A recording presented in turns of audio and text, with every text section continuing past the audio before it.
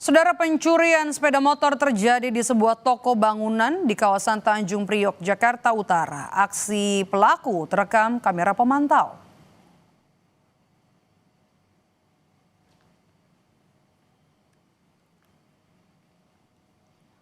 Dua pelaku beraksi pada pukul 4 pagi saat seluruh penghuni sedang tertidur.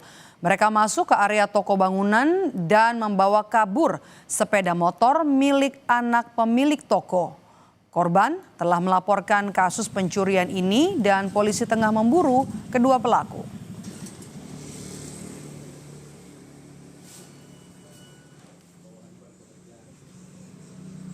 Itu kejadiannya subuh ya, sekitar jam 4 kurang ya.